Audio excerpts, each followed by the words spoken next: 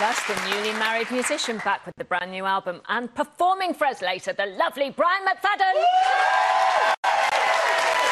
Is Dancing on Ice judge Ashley Roberts, and with music and chat from Brian McFadden. First, though, it's...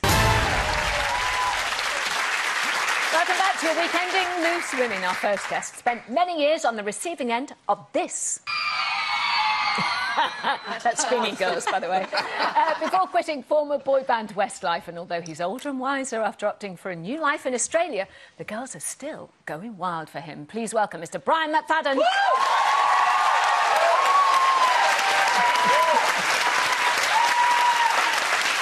Those screamers were probably a lot louder than that, Brian, weren't they? The Screaming Girls. What are you doing? Is that stool? No, it's like a piano stool. It's quite low, isn't it? They're awkward if you're intimidating. tall. Awkward if you're tall. Yeah, I can feel like a hunchback. It is. You are tall. 6 foot 2 or 3. Wow. It changes with the weather. Depends how much it's been raining, right? Yeah. Same with Lisa. So,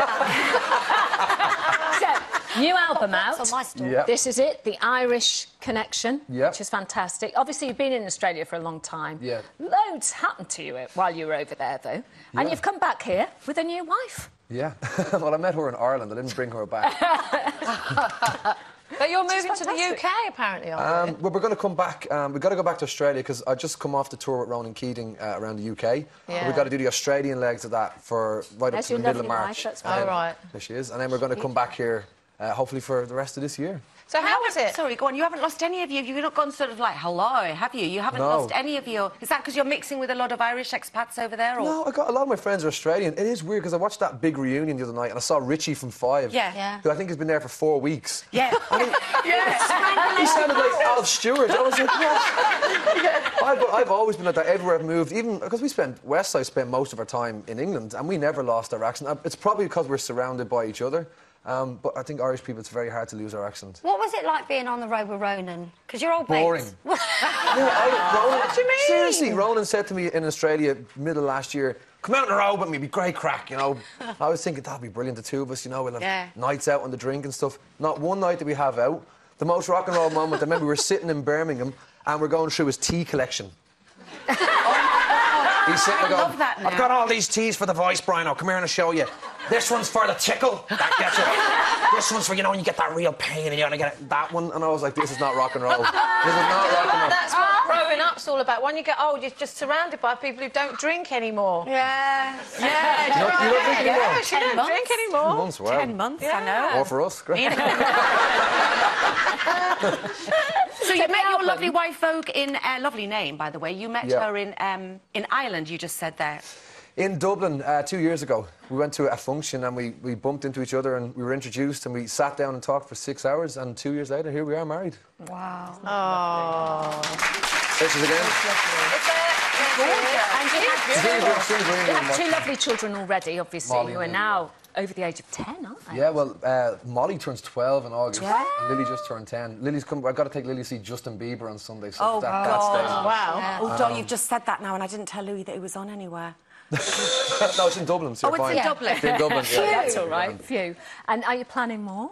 I'd like more. I know my wife's in the green room now going, no. Well, I want a son, but she's giving out about me putting pressure on for a son in case she keeps having girls and we end up with 15 girls and a boy. But I want a son because I keep trying to get Molly and Lily to play football and they just don't want to. So I'm going to have a son to play football. So let's talk about the album, though, because that's... What's it called? The Irish... The Irish Connection. Right. What... Obviously, you're Irish. Yeah. Is everything on there? Very observant. Thank you. Done the homework.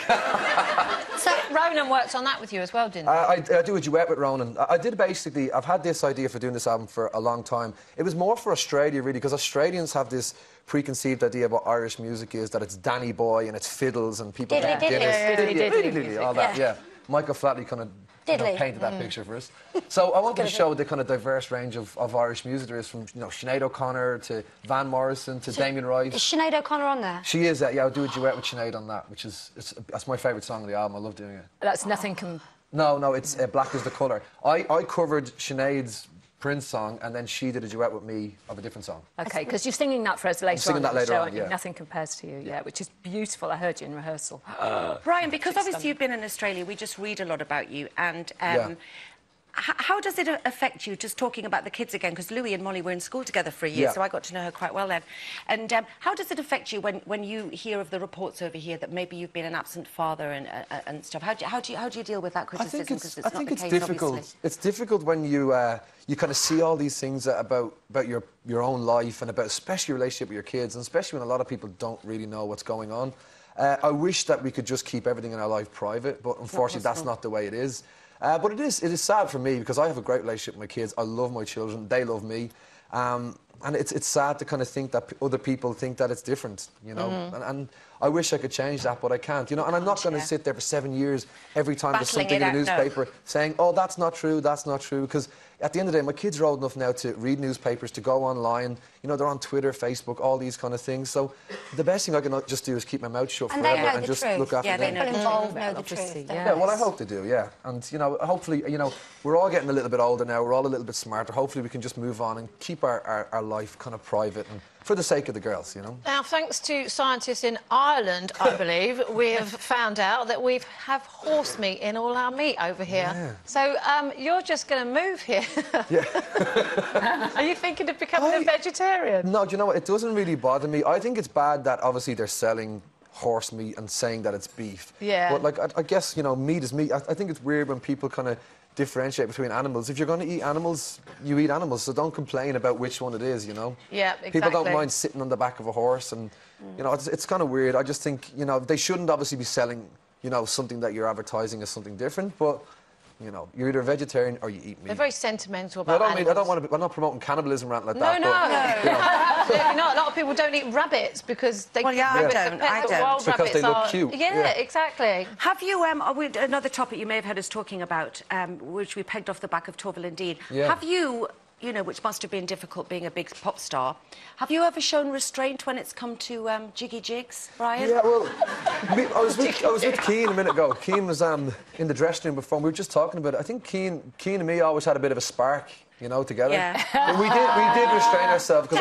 Well, I have to say, no, I think Torval and Dean are doing the right thing because, you know, I think if they had you know, not held restraint and had done something at the beginning of their career, I don't think they'd be together now. I think, you know what it's like. You have one argument. Can you imagine trying to have a dance partner who you're arguing with? I just think it'd be very difficult. Yes, so that I think swinging round in Bolero would be a little bit more aggressive. Just let go, yeah.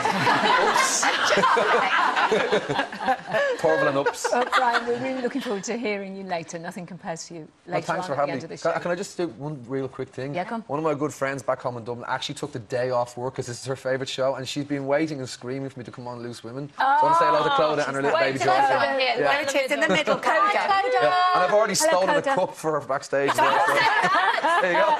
Hello, Coda. Thank you. Brian McFadden. Cheers, guys. For now. But first, singing the beautiful Sinead O'Connor classic Nothing Compares to You from his new album, The Irish Connection, it's Brian McFadden. Woo!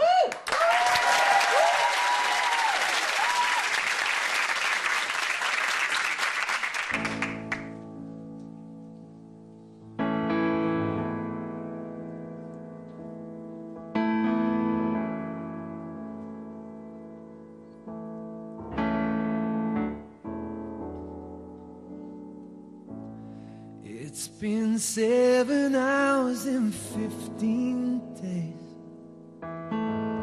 since you took your love away.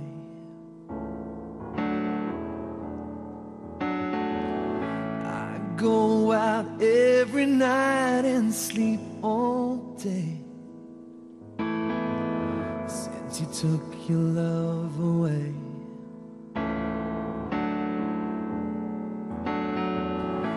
Since you've been gone, I can do whatever I want. I can see whomever I choose.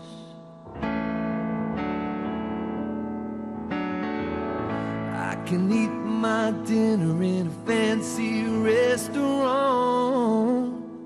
but nothing can take away these blues. And nothing compares to you.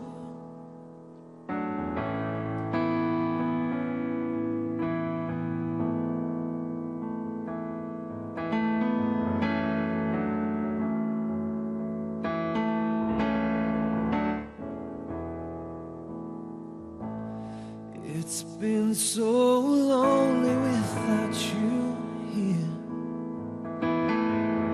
like a bird without a song.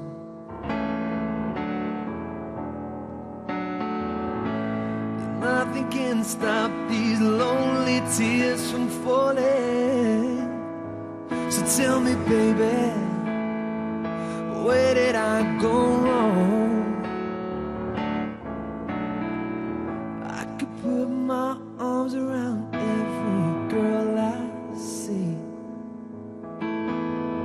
but they'd only remind me of you.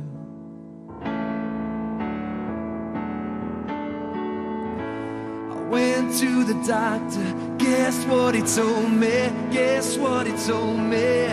He said, boy, you gotta try to have fun, no matter what you do. But he's a fool, 'cause nothing compares. Nothing compares